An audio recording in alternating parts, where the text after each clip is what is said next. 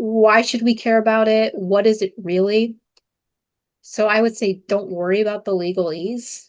Just know that's being taken care of. What RSI really is engagement. It's engagement. So it's engagement at multiple levels. It's engagement with the content of the course, which we do in part through instruction, right? So maybe we record a lecture video, students get to engage with that content in the lecture video, but it shouldn't be a one-way street. We're not just talking at the students, the same as in a face-to-face, you wouldn't just go in there and brain dump on them. You would want to pause and go, does that make sense? And you'd get the nods, or maybe you create like an assignment that they follow along and have a discussion. And the same needs to be true online.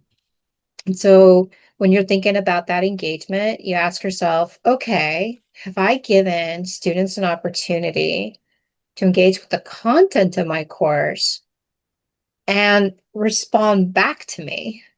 And that's what full RSI is I might provide a lecture, and then students have an opportunity to try out to really engage with that lecture content through an assignment, through a discussion board, for example, an essay, whatever it might be. And then I, as the instructor, then give them feedback on that assignment. And now we've gone full circle. So, how do you respond to someone who says, "Oh, yeah, I do that"? Students read out of the book and then they take a multiple choice test and the Right. computer grades it. I'm cool, right? Right. And so my question to you would be this. If you were teaching in person, would you arrive to your classroom and say, everybody take out your textbooks, open it up to page 42. Let's read for the next hour. At the end of the hour, I'm going to give you a multiple choice test, right? You wouldn't do that. You would not do that. Nobody would do that. And so the same needs to be true online. There has to be actual opportunities for engagement. You, as an instructor, have to be physically there, right? You are not a textbook. You're not Professor Textbook, nor are you Professor TED Talk, right? There needs to be a presence from you in that digital space in the same way there would be in person, right? And I will say you should care about this because one of the biggest complaints I hear from my colleagues, and it's one that I have said many times, is online students don't engage with the course. They rarely log into Canvas.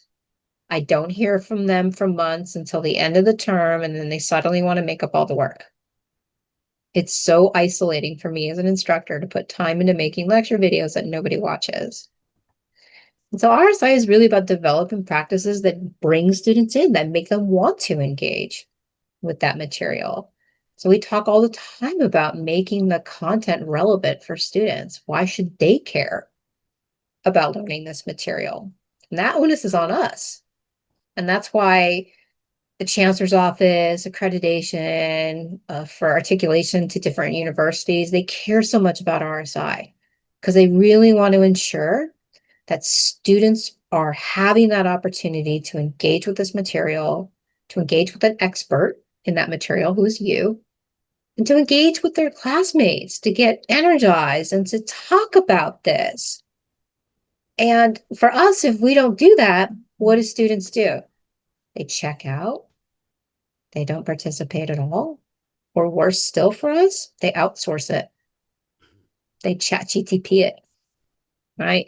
So RSI is actually for us as instructors, when we're developing those skills, should help to make it a more enjoyable teaching experience for you as well as for the student.